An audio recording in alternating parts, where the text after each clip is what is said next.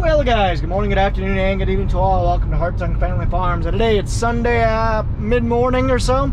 After church, heading up, we got a family reunion up in Springbrook, Iowa. It is the Kilberg family reunion. Go into that a little bit later on the way up there. But on the way up, I decided to drive past my farm and take a look and see how she is doing. And I'm starting to see a lot of dying off, and I don't love, oh my gosh. There's a lot of beans dying off. I don't know if it's just all SDS. It's like, see how this is all kind of, it's not that dark green anymore. Kind of turning into a pale yellow. There's a lot of it. Wow. Wow, wow, wow. I'm gonna have to check in on this a couple times a week, I would get. Or yeah, a couple times in these next 2 weeks, because this really dies off. I was expecting, you know, 60 plus bushel yields out of that because for how good it was looking, but man, if that dies off a week or a month early, not good. So well, I guess we'll just have to pay attention to that. But anyway, heading up to the Kilberg reunion. It is my grandma's mom's side of things, and they've been doing this reunion for a very long time. Geez, 60 years, I think. We've actually taken trips over to Germany to see our lineage because, excuse me, that side of the family is from the Kilberg, Germany area, hence Kilberg. So yeah, we're heading up there for that, and then afterwards I'm gonna head up to the Bellevue farm to go do some maintenance on the wrapper. Gotta do a bunch of greasing on it, basically look it over, make sure all the bearings and everything are looking good. And then we'll just kind of see what else we got going on. I might try and see if I can put in the weather station that I got, that way I can have a weather station up in Bellevue, which would be really nice. And yeah, we'll go from there. See you guys next spot. These beans are looking nice. Nice little bit of weeds, but that's okay. Springbrook, you'll see about 100 of my extended family members. It's a potluck style lunch, so you know it's gonna be good. It's a mainly farming crowd, and boy do farmers' wives and farmers themselves know how to cook. Every year we have the reunion right here in the church here in Little Springbrook. There's my aunt and uncle. Well, that was fun. We had 93 people there today. All from, it all basically goes back to 7 generations before me. That is the level of ancestry that we're all kind of celebrating there. So it's just kind of cool to see people from South Dakota, Texas, Wisconsin, all over that, and then even down the street. Just kind of cool. Kind of see where all our lineage comes from. So anyway, that was fun. We're gonna head up to Bellevue now. I got plenty of tinkering to do. I got to service the wrapper. Get everything good to go there, and basically just look around and see what other stuff needs to be done. It is ridiculously hot out right now, 90 something degrees, so I'm not gonna do a whole lot, but basically do a couple hours work, go home, cut the grass, grill some burgers and stuff for the wife, and call her a video probably. So let's head up there. I will say this, there's a lot, oh, there's a groundhog, a lot of corn in my area. There's not a lot of beans. Like, that's kind of really surprising to me. I mean, it's not, but it is. Because, yeah, there's just not a lot of beans. And even in our stuff, we got a lot of mostly corn up here. Makes me a little bit hopeful for the price that we're going to have here come this fall. We'll see.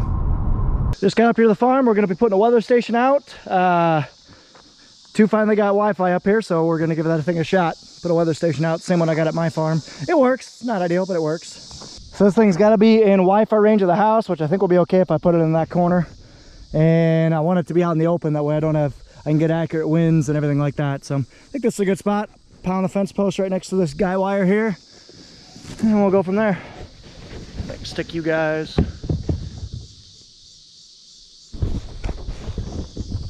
Stay.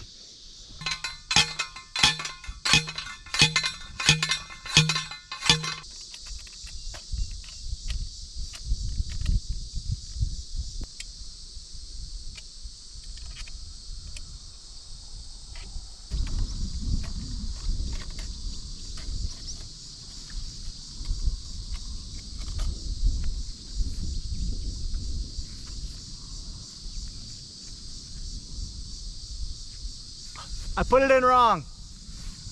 Gotta face it north.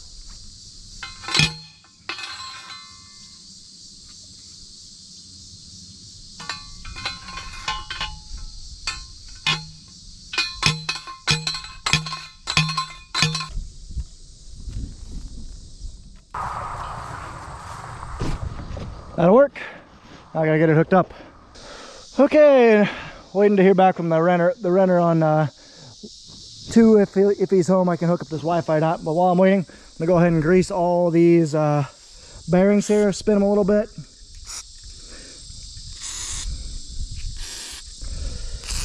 Needs to be done because these are not greasable bearings. Okay, this thing for being 10 years old, pretty slick. So the issue we had in this video right here when we were baling, those bales were too narrow because you do not want this thing skidding on the bale touching this. You want it to be on the side rails the whole time, because if you have it touching there, that means it's not being guided, making wobble both ways, so they could, you know, like I said, you're not gonna have a nice flat line. So what you gotta do is you gotta raise these in. Right now we're set to 6-foot bales. We go 5.5 or 5-foot bales. That brings that in and has the bale sitting on there the whole time. That's what you want. So you can pull this pin out, no problem. I need 2 hands. Pull this pin out, no problem. But there's another pin way down there. Well, here's the thing. Here's the neat thing. They came up with a little spring pull. That's pretty handy. It's literally just a bracket that's attached to a cable that you yank. Not too bad there, Tube Line. Not too bad. Okay, let's get greasing. Got some grease zerks I'm gonna hit here.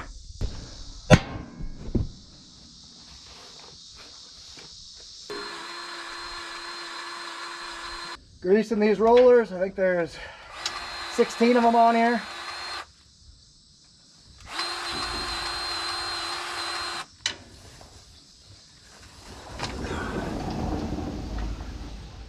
I think there's 16. I'm honest, I ain't sure. There's might be 12.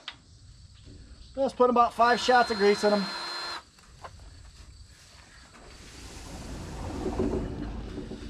I think I got everything else greased except that guy. That ram, that push ram, goes on 2 rollers. It is not taking grease. That guy. The guy's not taking grease. I don't like that.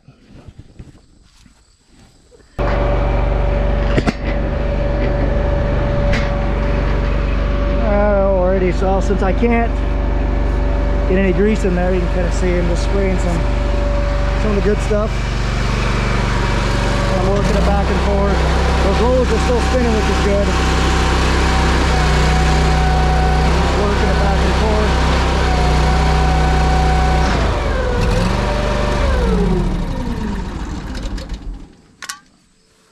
Tell you what though, she fires right up after we got her running. I need some tips, guys. How do I winterize this thing? Some people told me to go buy jet fuel. Is that a thing? I don't know. But basically drain this guy and put some of the good stuff in. I don't know, what do you guys think? So I got her greased. Everything done that I wanted to. I don't think there's any other grease zerks. Put this lock back in.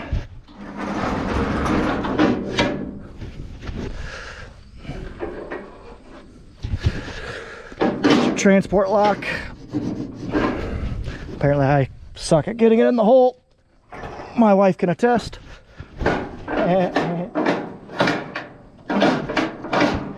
Okay, there we are. Ooh, Dad's this area isn't gonna have grass going for a while. Looks like it is. Oh yeah, everything's dripping. Whee! Everything's dripping. Oddly. Wasted a gallon of gas here. I gotta get this thing replaced. Well, once we empty it out, we will. While I'm here, let's go ahead and grease this thing.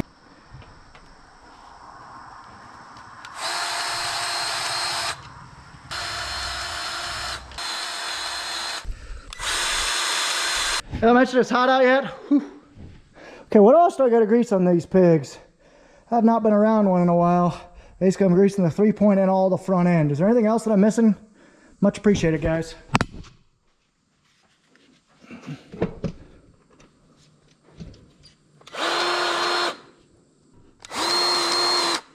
Alrighty, tractor should be serviced for the rest of the year. Probably even longer. Good enough. I was gonna take her some more, but I'm literally dying. It is stupid hot out and I'm in shorts. Whew. Good enough. Probably head back to the farm, drop the stuff off, drop the grease gun off, and call her good.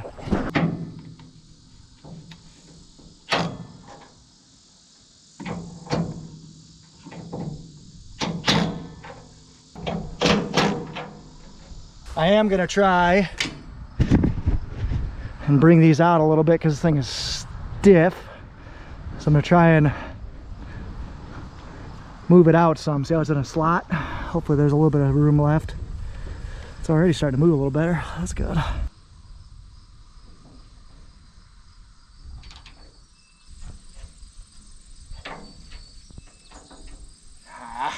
Get a knife or something to get that pick. Well, I got her moved out a little bit. She's moving some, so that'll work, I guess. Okay, now I'm heading home. I'm officially drenched. Good enough. There's a local dealer, and there's a beautiful Fendt 8 sitting there. Nice. Okay, I'm exhausted, sweaty. My shirt's disgusting. I'm gonna head home. Thank you so much for watching. Let's head on to the next clip. Here's Nathan feeding cattle down here at Pat's place with our 966 and our Valmore feeder wagon. That's Pat. Okay, everyone, here we go. Potential house update. So here it is. This is a 1920s farmhouse that I'm looking at potentially purchasing. It is down to these studs. As you guys have known, we'll go inside it here soon. There is a second house that comes with it. There's a tenant in there right now. But this house is really close to the south farm. It is a three-car garage, two here, one there. And it would be about roughly, so the basement, I'm not counting any living space or anything like that, roughly, I believe it's like 1,000 square foot down below, 750 up top. So maybe 1,700, 1,800 square foot. So I mean, it's a really nice location because, like I said, it's halfway to the farm and halfway to work for me. It is, like I said, a decent kind of area, but not too much grass, so I don't have to mow so much. And yeah, the only problem is it is not moving ready. Let's go ahead and walk over to the to the door that's open, and you guys will see exactly how this thing is down to the absolute studs. What I mean by that is down to the studs is the framing of your house. So you have your other house, so there's your foundation, which is your concrete, your base, and your dirt work and all that. Then from there you build up on your studs, which is your woodwork, everything like that. Then you have your roofs, then you go with siding, and yeah, so when you say studs, it is completely down to the bare bones. So let's head in there real quick. So when I say studs, it is completely down to the bare bones. So here's what it is. Kind of see, so the garage is right here. The kitchen is straight through there, but to get down there, you gotta go down. Then you gotta come in here and go either down the stairs, and you turn the corner to go up the, I don't like this. So we'd have to basically change all of this, and then really refinish everything. So here's the studs. You can kind of see, I mean, it is gutted, which is nice. A lot of demo work is done, but it's just a lot of work. And I just got the quotes. If I were going to hire everything out, I about fell out of my shoes. It was a lot, and even more than I was expecting. I had high expectations, so I don't know. I'm indifferent because, like I said, I know I would do some of it, but I also don't want to be working on a house for the next 2 years. So I am curious, and I'm going to pose this question to you guys. What do you think? This house is a good location.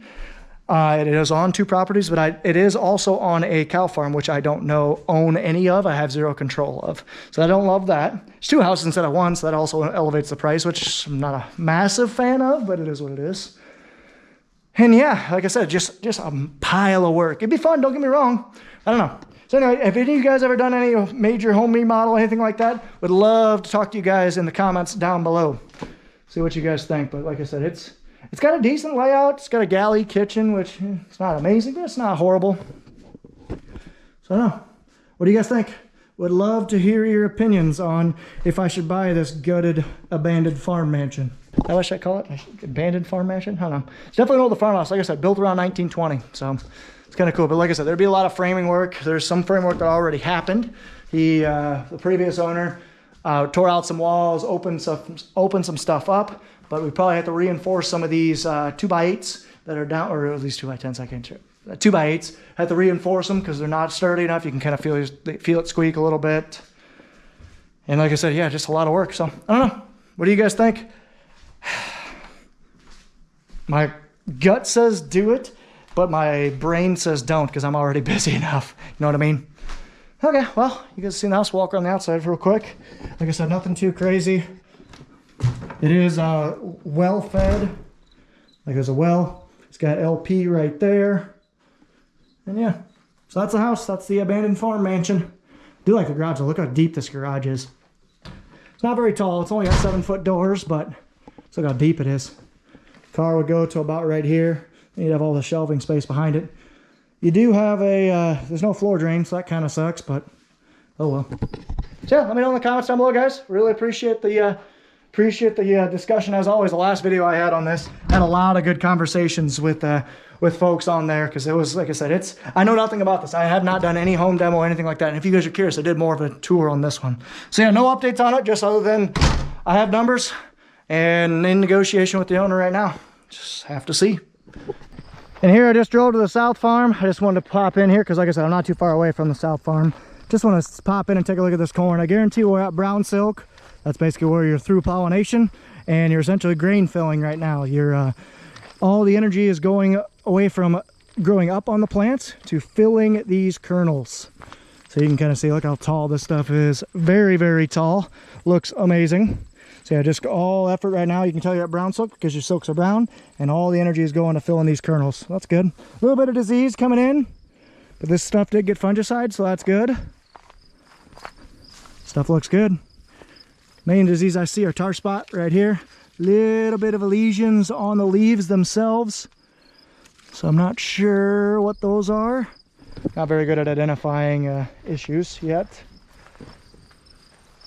Oh yeah, that's something. A gray leaf spot. Not sure.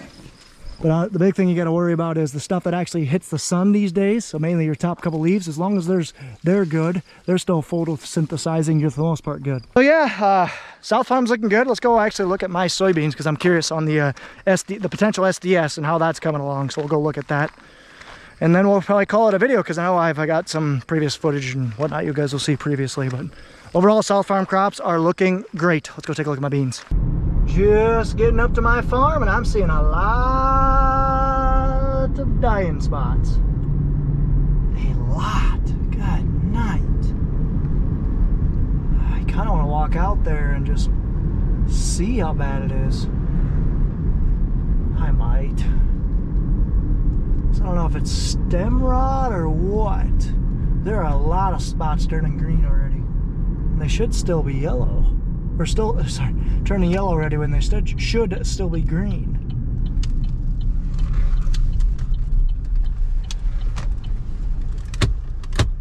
I don't know. I don't know what to think.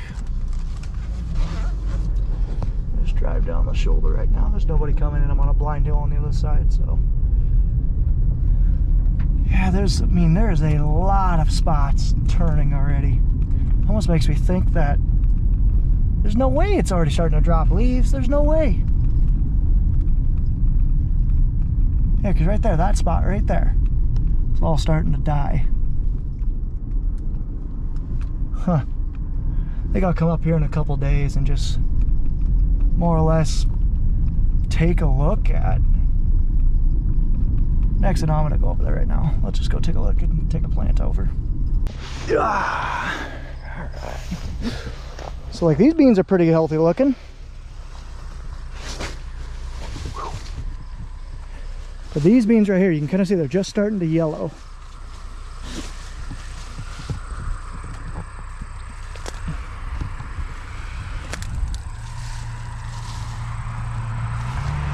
Kind of hard to tell, but this area right here is just starting to yellow. I'm going to cut a plant open just to kind of see if it's like stem rot or what it is. Yeah, so right here looks good enough.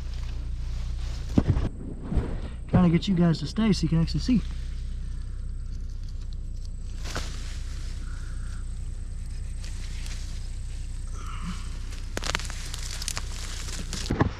Okay, so digging this up, there's some white stuff on the roots, but I don't see much. Let's count how many nodes are on this. 70 nodes on this guy. That's not too bad, especially for how late this stuff was planted. Not too bad at all. Now let's see if I can go ahead and cut the stem open a little bit. Yeah, the stem seems pretty fine. No rotting, no nothing there. So I don't know, maybe it is just reaching senescence. I doubt it, but yeah, there's no way. There's just no way. I don't know why this stuff is just all pale yellow. Thoughts, comment down below. Like I said, I haven't put out the next video that basically where I first showed you guys with the drone footage, but when you just look around, it's definitely a lot worse. And even right here, you can tell about 10 feet that way, it turns dark green again. So I don't know. I don't know. It leaves me puzzled because these beans looked quite literally amazing the entire year. This is the first kind of drag I've seen on them. And it's so widespread, so it's got to be disease. But I put fungicide on them, so I don't know. I just don't know, but it bothers me. I want to get to the bottom of it. Any agronomist on there, if it has any idea, let me know. Because even like right here, see how that? See that right there? Well, good afternoon, everyone. You got the butt man. You know it. Hartung Family Farms. Anyway, I'm going to check cows. I just checked the ones up here in the pond pasture. I got 34 cows, 30 calves. So that means I'm missing 18 cows, 2 bulls, and 10 calves. So they're down here somewhere. Anyway, I'm on my way down to meet the IODNR. I don't know if you guys know it, but we have rattlesnakes on our property. I got some cool pictures, and maybe I can kind of screenshot them or something so you can see them. But they're big and they're beautiful. So I got the DNR here, the IODNR wanted to come up there and see if they can find them, catch them, tag them, do whatever they do, monitor them. So I'm going down to meet them right now down at the bottom. So we'll see you down there, everyone. That's the old Susie Junk Farm, a good friend of mine, Mark Junk's grandma. That's where they grew up, so a long time ago. Still in the Junk family. I don't know how many years, but quite a few. Looks like they're getting a facelift on that roof. Put a new roof on that barn. Bud man back here, like I said, we have the IODNR. I got Paul and Rachel here. They're the, for lack of a better term, crazy. Go snake hunting. But anyway, you got to love them for doing that. It's awesome. I'm going to have Rachel explain to you what they're going to do. They're going to take these power lines up in the mountains there where there's a bunch of rocks and bluffs that we've seen snakes before. So they're going to go up and see, and I'm going to have Rachel explain to you what she and Paul are going to do. Hi there. So I'm Rachel Rudin. I'm the state wildlife veterinarian with the Iowa Department of Natural Resources. And since 2022 now, we've been monitoring a couple different timber rattlesnake sites looking for a fungal pathogen called Ophidiomyces, Ophiodiacola. So snake fungal disease is kind of the layman's term. And it's something that we don't know exactly how it impacts our snakes, but that's what we're trying to figure out. So long-term monitoring, we put a little pit tag in them so we can know if we recapture the same snake. So something just like a microchip for your dog or cat. And then we take a skin swab, so to determine if the pathogen is present. And that's what we do. We just take some measurements and have them get on with their day. How do you catch them? Yes, that's a great question. So timbers are pretty docile, you know, by and large. So when we see one, we wrangle them with a snake tongue. So snake tongue here, it's gentle, it won't crush the snake, so you can't really hurt them. That's not very long. Yeah, well, you need to be able to have the tube in your other hand. I made that mistake. I have a long tongue and it's a little harder. You put snakes in there? Yeah, you get the snake to kind of go on its natural movement, and you put the tube in its path, and they get up in there, and then you're protected. You'll need a bigger one than that. Got one more. So anyway, so they're going to go up there and they're going to take a look and they're going to see what they can find. I know the power lines, there was at least 4 that I could see in the pictures that were up here in the rocks. So it's pretty cool. So they're going to monitor them. Like I said, they were here about 2 years ago, I think, up on this mountaintop, monitoring some. I don't know what if they found or what, but like I tell them, I said, just treat it like your own. Just make sure we shut the gates because we get lots of cows in here. So I hope they have fun and good luck hunting. I'm not going with though, not me. gone. So good luck, have fun. Nice looking cows, calves, and a bull. Anyway, that's kind of crazy. Rachel and Paul over there looking for rattlesnakes. They're gonna call me when if they get one, so I can go over and take a look how they do it. But my luck, they won't find any. But that's pretty gutsy. They got the little plastic tubes that the snake will crawl in there, then they catch it, then they tag it, whatever they do.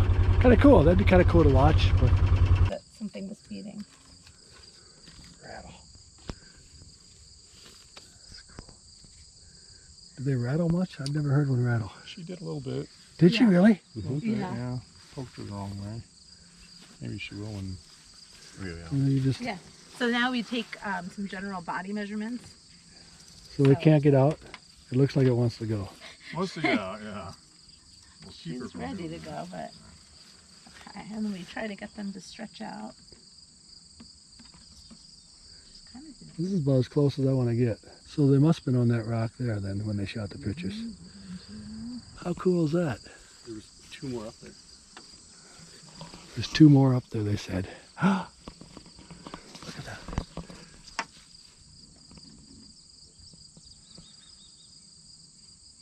Thanks. See you, bud. Okay, that might be the coolest thing I've seen in a long time. Up close, rattlesnakes. Okay, I've never held one before. Today was the day. I sent them on the wrong hill. We usually see them up over there, in that rock, but they're up in this rock up here. He's got a female in his hand, Paul does. That's Ross, Rachel.